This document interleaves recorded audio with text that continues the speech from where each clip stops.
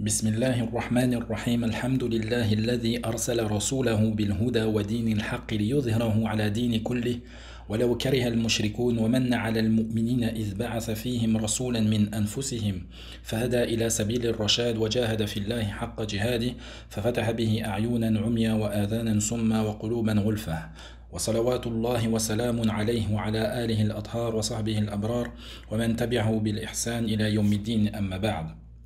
Bienvenue à vous dans cette deuxième rencontre, mes chers frères et mes chères sœurs, des leçons à tirer de la vie du meilleur des hommes.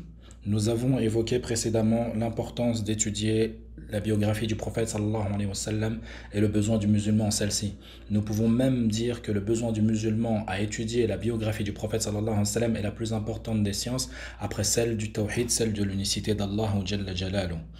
Elle nous met en évidence l'application et la mise en pratique de l'islam. Cela est très important car si nous voulons voir l'application, la mise en œuvre de l'islam, nous devons regarder et connaître la biographie du prophète sallallahu alayhi wa sallam. Nous verrons dans la biographie du prophète sallallahu alayhi wa sallam l'accord parfait entre la théorique et la pratique. Tu y trouves la soumission à la vérité. Tu y trouves également l'application excellente et les grands principes de l'islam.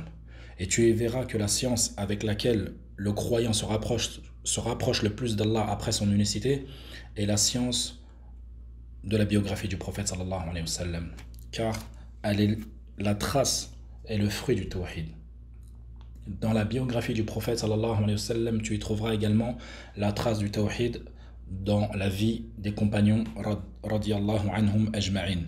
Car le tawhid, lorsqu'il prend place dans le cœur du croyant, il est inéluctable que le croyant réalise pleinement la grandeur d'Allah azza wa jal. L'âme, lorsqu'elle prend en haute considération Allah Azza wa Jal, c'est que certes, elle a goûté à la saveur du tawhid. Et elle a connu la rectitude qu'Allah a ordonnée dans son livre, le Coran. Et que le prophète sallallahu alayhi wa sallam a ordonné dans sa sunna. Également, en plus que la biographie du prophète sallallahu alayhi wa sallam et la mise en pratique de l'islam, elle est également la valeur et la qualité exceptionnelle de l'être humain. Naam, car lorsqu'on observe la situation des Arabes avant l'islam et après l'islam est complètement différent. Celui qui veut observer la valeur de l'islam et comment le prophète sallallahu alayhi wa sallam, à travers son message, a pu changer la vie de ces gens, qu'il retourne à l'histoire des Arabes avant son arrivée. Et il verra l'état des Arabes face aux royaumes et aux empires voisins. Il y verra un changement évident entre l'avant-prophète et l'après. Car oui, l'islam a donné aux Arabes et aux musulmans des principes, une fierté. Leur situation, leur comportement a changé du tout au tout.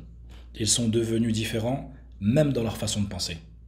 Que celui qui veut s'imprégner des caractères du prophète sallallahu alayhi wa sallam, qu'il lise et apprenne les paroles des compagnons, qui nous ont tout transmis. Ils nous ont transmis ses faits et gestes, sallallahu alayhi wa sallam. Également, ce qui différencie la vie du prophète sallallahu alayhi wa sallam avec toute autre vie, c'est qu'elle place en toi une certitude, une foi, une véracité. Une véracité du message du prophète sallallahu alayhi wa sallam. Quand tu apprends et tu vois les miracles du prophète sallallahu alayhi wa sallam, les signes de sa prophétie, cela rajoute de la foi à ta foi. Comme le dit Ibn Taymiyyah rahimahullah dans son livre An-Nubuwwat, son histoire est un signe. Car Allah nous a préservé son histoire à travers ses compagnons. Et ils nous ont transmis ce qu'ils mangeaient, ce qu'ils buvaient, comment ils marchaient, comment ils s'habillaient, à quoi ils ressemblaient, et comment ils parlaient, comment ils se tenaient debout, sa force, sa soumission à Allah Azza wa Jal.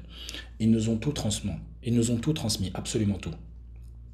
Les compagnons du prophète sallallahu alayhi wa sallam n'ont rien laissé, ils nous ont absolument tout transmis.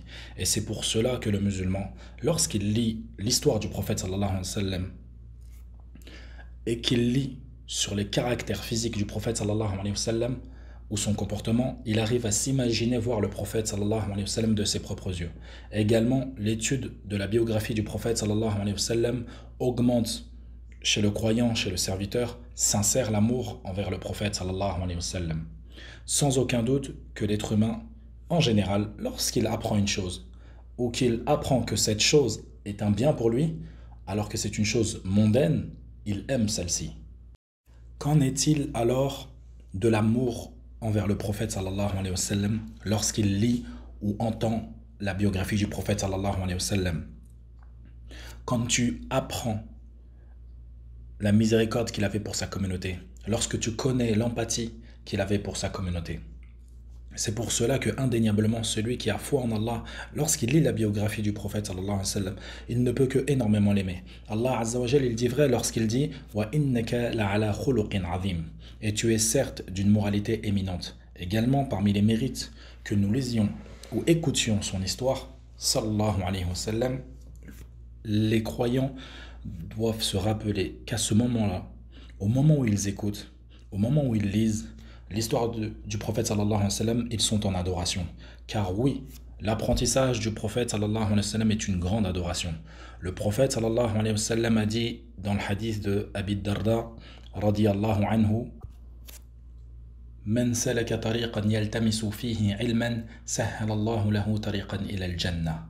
Celui qui emprunte une voie, un chemin par lequel il recherche une science, Allah lui facilite une voie vers le paradis. Également, à l'écoute de sa biographie, le croyant l'aime de plus en plus. Plus il connaît le prophète sallallahu alayhi wa sallam, plus il l'aime. Le prophète sallallahu alayhi wa sallam, il a dit dans le hadith de Anas ibn Malik radiyallahu anhu: La yu'minu ahadukum hatta akuna ahabba ilayhi min walidihi wa walidihi wa nasi ajma'in. Nul ne sera véritablement croyant tant que je ne suis pas aimé auprès de lui plus que son enfant, plus que son père ou que tout autre homme.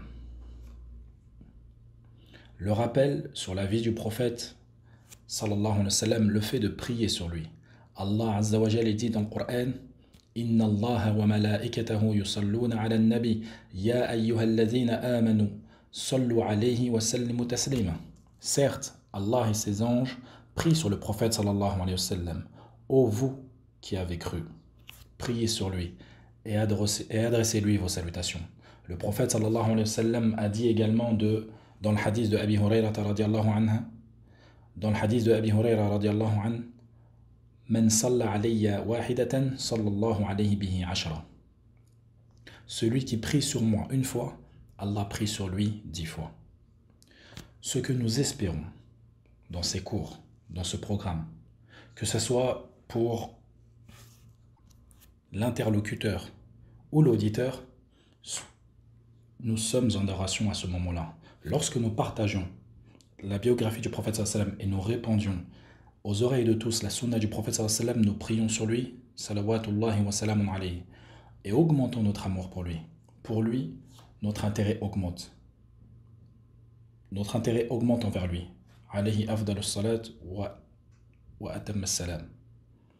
Et nous nous rappelons que la plus grande preuve d'amour que le croyant a envers le prophète sallallahu alayhi wa sallam est la mise en pratique de sa sunna.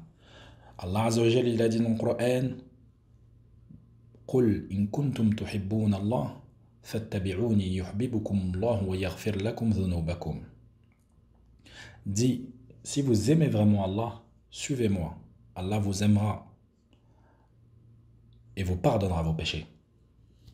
Pour finir cette dernière introduction, faisons que l'étude et l'apprentissage de la vie du prophète sallallahu alayhi wa sallam fassent partie d'une partie de notre temps. Lisons son histoire, écoutons ses biographies, essayons de mettre en pratique ses enseignements. Comportons-nous comme il se comportait. Certes, c'est l'une des plus grandes causes par laquelle Allah azza wa jal élève le croyant, dans cette vie, avant l'au-delà. Et c'est lui qui vit avec la sunna du prophète sallallahu alayhi wa sallam dans cette vie, a certes emprunté le chemin, si Allah le veut, de vivre avec le prophète dans l'au-delà.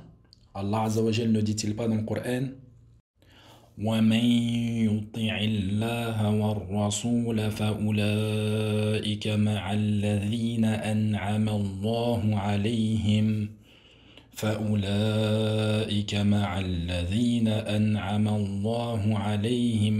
من النبيين والصديقين والشهداء والصالحين وحسن أولئك رفيقا.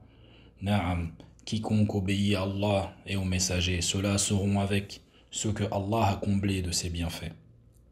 Les prophètes, les véridiques, les martyrs et les vertueux.